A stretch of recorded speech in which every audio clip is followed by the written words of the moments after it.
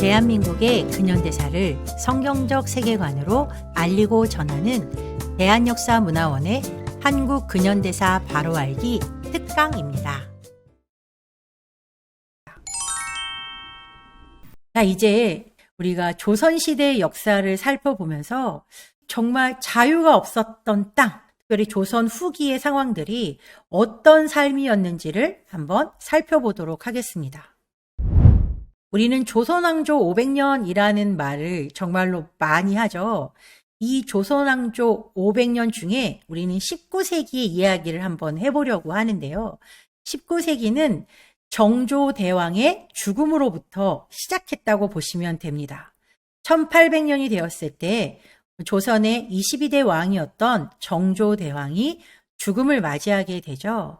정조대왕이 사망하고 난 이후에 왕으로 세워졌던 사람들은 대부분 어린 왕들이었습니다. 그래서 이 어린 왕이 즉위하자 스스로 정치를 할 수 없는 이 어린 왕을 앞에 세우고 뒤에서 일가 친척들이나 아니면 권력을 가지고 있는 자들에 의해서 세도 정치가 시작이 되는 거죠. 정조대왕 이후에 순조로부터 철종에 이르기까지 약 60년 동안 안동 김씨와 풍양 조씨의 세상이었다고 해도 과언이 아닐 만큼 조선의 19세기 중후반은 계속된 세도 정치로 나라가 혼란을 겪고 있었습니다. 그 세도 정치의 영향으로 삼정이 문란해졌는데요. 이 삼정이라는 것은 세 가지 세금을 말하는 거죠. 조선의 백성들에게 쥐어졌던 이 아주 무거운 세 가지 세금은 바로 전정, 군정, 한곡이었습니다. 땅에 매기는 세금, 또 군대 가는 대신에 내는 세금, 이 백성들의 어려움을 달래기 위해서 곡식을 빌려주고 싼 값으로 다시 되갚을 수 있게 해주는, 사실 어찌 보면 되게 좋은 제도 같아 보이지만 이것들이 세도 정치에 의해서 완전히 퇴색되면서 오히려 백성들에게 무거운 짐만 쥐어주는 악순환을 반복하게 했던 거죠. 예를 들면 전정 같은 경우에 땅에다 매기는 세금인데 옆집 사람들이 죽거나 사라졌을 경우에 그 땅의 세금을 다른 사람이 지게 하는 것, 터무니없는, 그리고 장부들을 막 조작해가지고 세금을 막 천정부지로 올려놓는다든지, 그리고 군정은 1살짜리 아이에게도 이미 돌아가시고 없는 할아버지에게도 군정을 내라고 하는 그런 상황들. 이런 상황들 속에서 많은 백성들은 스스로 노비가 되는가 하면 산으로 올라가서 화적이 되는 그런 상황들이 계속해서 벌어지고 있었던 거죠. 백성들의 삶은 점점점 어려워졌고 조선의 경제는 파탄의 직전까지 이르게 되었던 겁니다. 이런 상황 속에서 농민의 난이 계속해서 발생하게 되는데요. 1811년 홍경래 난을 시작으로 해서 전국 각지에서 크고 작은 농민의 반란들이 계속해서 일어나게 된 거죠. 이것은 정치의 잘못이었고, 그리고 이 정치 상황 가운데에서 나만 아니면 된다라고 하는 안일한 태도가 바로 이런 상황들을 불러오게 됐다는 거죠. 이 아무개 땅 조선, 이렇게 어려움을 겪고 있었던 아무개 땅 조선은 도대체 어떤 삶을 살고 있었을까요? 이 그림을 보니까 소 위에 큰 나무 틀이 씌워져 있는 것을 보실 수 있을 거예요. 이것을 우리가 멍에라고 부르죠. 이 멍에라는 것은 밭을 갈거나 아니면 물건을 싣고 갈 때 밭을 가는 기구나 또 마차 같은 것을 끌고 가는 힘을 지지해 주기 위해서 소나 말의 목에 거는 지지대를 말하는데요.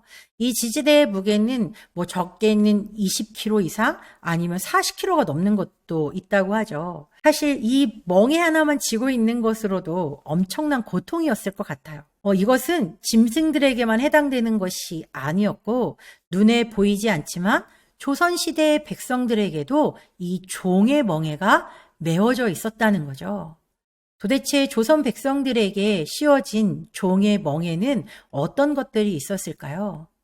왕정제도가 있을 거고, 신분제도, 또 우상숭배, 또 음란과 여성천대, 질병과 가난, 무지와 문맹, 사실 이것보다도 더 많은 종의 멍에가 존재했을 거예요. 지금 이 시간에는 왕정 제도의 멍해가 도대체 백성들에게 얼마나 무거운 멍해였는지를 살펴보도록 하겠습니다. 조선은 왕이 주인인 나라였어요. 지금 우리가 사는 대한민국은 국민이 주인인 나라죠. 그래서 우리가 뭐 사극을 보거나 역사적인 영화를 보고 그럴 때 우리는 그다지 불편함이 없이 그 영화들을 볼 수 있어요. 왜냐하면 우리가 바로 이 나라의 주인이기 때문에 그런 거예요. 그냥 옛날에는 저랬지 라고 할 수 있겠지만, 그러나 사실 조선시대에 살던 사람들은 그렇게만 살 수 있는 상황은 아니었던 거죠. 태조부터 시작해서 고종에 이르기까지 26명의 왕이 세워졌습니다. 그런데 이 태조부터 시작해서 고종에 이르기까지 이들의 공통점이 하나가 있는데요. 그 공통점은 바로 성씨가 이씨였다는 거예요. 그래서 우리는 2조 500년, 뭐 그렇게 이씨 500년, 뭐 그런 이야기들을 많이 하잖아요. 한마디로 말하면 이 왕의 지위는 세습되는 왕이었다는 걸 우리가 알 수 있게 되는 거죠. 아버지가 아들이었으니까 아들이 당연히 왕이 되는 그런 구조였다는 거예요. 능력 있는 사람이 통치권을 가지는 것이 아니라 그저 아버지가 왕이었기 때문에 아들도 손자도 그 다음 때도 왕이 됐었다는 거죠. 그리고 이 왕들의 마음속에는 이 나라가 절대로 백성을 위한 나라가 아니라 나 자신, 왕을 위한 나라라는 그런 생각을 가지고 있었다는 거예요. 그런데 문제는 이 왕이 선하고 훌륭한 생각을 가진 왕이라면 별 문제가 없었겠지만, 그러나 간혹 정말 악한 왕들이 많이 등장하잖아요. 그러니까 그런 왕들이 세워졌다고 생각하면 그 고통은 고스란히 백성의 몫이 된다는 게 문제였던 거죠. 1864년 1월에 철종이 사망을 하게 되고 대원군과 조대비의 계략으로 흥선대원군의 둘째 아들인 이명복이 철종의 양자로 입적되어서 왕으로 추대되게 되죠. 바로 그가 고종이라는 왕이었습니다. 조선시대, 그러니까 조선이라는 이름을 가진 나라의 마지막 왕이자 대한제국의 일대 황제로 즉위하게 되는 이 고종은 11살의 나이에 왕위에 즉위를 하게 되는데요. 처음부터 그가 정치를 한 것은 아니었고 그 당시에 약 10년 동안은 아버지였던 흥선대원군이 그 당시에 조선에 흐르고 있던 여러 가지 부패한 상황들을 개혁하면서 10년을 대리 통치하는 기간을 가지게 되죠. 쇄국 정책이나 기독교를 탄압하는 것 등의 실수를 저지르기도 했던 흥선대원군이지만 사실 그가 조선의 뿌리 깊은 여러 가지 폐습들을 개선해 나간 것은 사실이었거든요. 아버지의 그런 점은 좀 닮았으면 좋았을 뻔했는데 고종은 그렇지는 못했습니다. 고종은 1873년 11월 4일에 친정을 선언하게 되죠. 아버지를 밀어내고 내가 진짜 왕의 지위에 오르겠다라고 하면서 내가 친정을 선언한다라고 하며 드디어 왕의 자리에 올라가게 되는 거죠. 그런데 그 사람의 속마음에는 그저 내가 제대로 된 정치를 해보겠다라는 것이 아니라 내 맘대로 할 거야 라는 마음들이 훨씬 더 컸던 것 같아요. 통치자가 된다는 것이 얼마나 큰 책임이 따르고 그 책임에 따라서 많은 무게의 짐을 짊어져야 된다는 것은 생각하지 않고 그저 내가 원하는 대로 사는 삶이 왕의 삶이라고 착각했던 것이 바로 고종이라는 왕이었습니다. 고종에 대한 평가는 이런 것들이 있는데요. 군사와 국방, 정세에 무능한 왕이었어요. 그래서 흥선대원군이 열심히 국방력을 강화했던 것을 다 허물어 버리는 그런 왕이 되어버렸죠. 그리고 국가의 안위보다 정권의 안위가 훨씬 더 우선이었어요.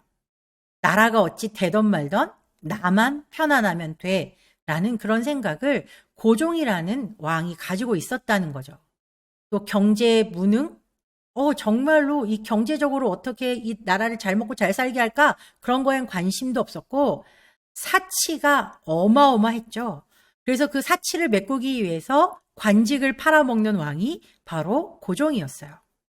더군다나 왕비였던 민씨의 일가 친척들을 등용하면서 정말 이 민씨 세력에 의해서 나라를 파탄으로 끌고 갔던 왕, 결국은 자신의 이익만 추구했던 왕, 왕은 부자였는데 나라는 가난한 구조, 그런 구조가 바로 고종이 만들어낸 조선 말기였다는 것을 우리가 기억했으면 좋겠습니다. 조선을 망국으로 이끌어갔던 이 고종, 그런데 참으로 놀랍게도 지금 대한민국 안에는 이 고종을 향한 또 민비를 향한 이상한 판타지가 있는 것 같아요. 2000년대 초반부터 명성황후라는 뮤지컬이 막 시연되고 또 몇 년 전에 방영했던 미스터 선샤인이라고 하는 이 드라마에서 보면 뭐 민비 얘기는 많이 나오지 않지만 고종에 대해서 정말 나라를 엄청나게 걱정하는 임금처럼 뭔가 의협심이 있는 그런 임금처럼 묘사되고 있죠. 이 명성황후나 이런 드라마들에서 이들을 보는 관점은 조선을 위해서 목숨을 바친 왕비, 또 그리고 비운의 개혁군주, 힘이 없기 때문에 어쩔 수 없이 나라의 뺏김을 보면서도 어쩔 수 없었다. 그런 상황들이 이 드라마 속이나 영화 속 뮤지컬에서 엄청나게 많이 퍼뜨려지고 있죠. 명성황후는 드라마로도 나왔었는데 내가 조선의 국모다라고 하면서 장렬히 죽어가는 그런 장면들. 근데 사실 그게 진실이었을까요? 전혀 그렇지 않았습니다. 고종과 민비는 나라를 망하게 만들었던 주범들이었기 때문에 그렇죠. 그런데 왜 이런 거짓말들이 떠돌고 있을까요? 이유가 무엇이냐면 대한민국의 정당성, 대한민국의 존엄성을 훼손해서 이 대한민국의 정체성을 바꾸려는 자들의 거짓말과 선전선동으로 인해서 만들어진 코미디 같은 현실이 바로 이런 드라마들로 나타나게 되었다는 걸 우리는 기억하면서 역사를 바로잡아 나가야겠습니다. 고종과 민비는 사치가 엄청나게 심했어요. 그래서 그 사치를 메우려고 매간 매직을 했고 그러면서 민씨 일가들을 막 등용을 하기 시작했거든요. 민씨의 세력이 국가 관리의 70%를 차지할 정도로 민씨의 천국이 되었던 나라가 바로 조선이었어요. 백성들은 그 민씨들을 향해서 미친 호랑이, 악귀, 탐관오리라고 원성이 자자했음에도 불구하고 고종은 그 말을 전혀 들으려고 하지 않았죠. 저 민씨들 때문에 백성들은 계속해서 죽어가고 고통을 당하고 있지만 왕은 귀를 막고 있었어요. 한 예로 신문고를 치면서 지금 우리의 이렇게 힘든 상황을 봐달라고 하는 그런 백성들의 소리를 들으려고 하지 않고 고종이 한 대답은 궁궐의 경비를 더 강화하라 라는 말을 했다고도 합니다. 이게 바로 고종이었고 민비였습니다. 매천황현의 글을 보면 왕과 왕비의 사치 또 매관매직이 얼마나 심했었는지를 잘 보여주는 대목이 있는데요. 1874년 세자가 탄생한 이후 궁중 기도와 제사가 절제함이 없어 팔도 명상까지 나가 제사를 올렸다. 그러니까 세자 탄생을 축하하기 위해서 어마어마하게 구판을 벌리고 제사를 지내면서 산이란 산 다 돌아다니면서 돈을 낭비했다는 이야기를 하고 있는 거예요. 고종도 마음대로 놀이와 잔치를 즐겨 참석자들에게 상을 줄 경비가 모자랐다. 얼마나 잔치를 많이 했으면 사람들한테 나눠줄 음식의 경비가 모자랄 정도로 모든 재정이 바닥나가고 있었다는 이야기를 하고 있죠. 왕과 왕비가 하루에 1000금을 소모하니 왕실 돈만으로는 지탱되지 않아서 호조와 선해청 공금을 공공연히 가져다 썼다. 완전히 지금으로 말하면 당장 잡혀가고 탄핵될 감이겠죠. 1년도 안 되어서 대원군이 10년 동안 쌓아둔 저축미가 동이 났다.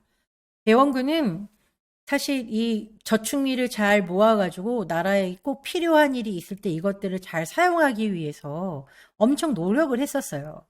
그런데 고종이 즉위하고 1년도 되지 않아서 모든 모아두었던 저축미가 다 동이 날 지경으로 다 돈을 써버렸다는 거죠. 그래서 그것을 메꾸려고 뭘 했냐? 관직을 팔고 과거 합격증을 파는 매관 매과의 폐단이 발생하게 됐다라고 말하고 있어요. 그러면서 뒤이어서 민씨들이 집권한 뒤로 나라가 완전히 망해갔다라고 지금 말하고 있죠. 그래서 매달 지급해야 할 병사의 급료를 걸핏하면 빼먹는 지가 벌써 몇 해째 이어져 원망과 욕설이 자자했다. 자, 지금 이 맨 마지막 단락에서 보고 있는 병사들의 급료를 걸핏하면 빼먹는 바람에 일어났던 사건이 바로 이모군란이라고 하는 사건입니다. 군대가 난을 일으킨 거예요. 이 당시에 고종은 신식군대와 구식군대를 가지고 있었는데 신식군대는 궁궐을 수비하기 위해서 그냥 고종의 친위부대라고 생각하시면 되죠.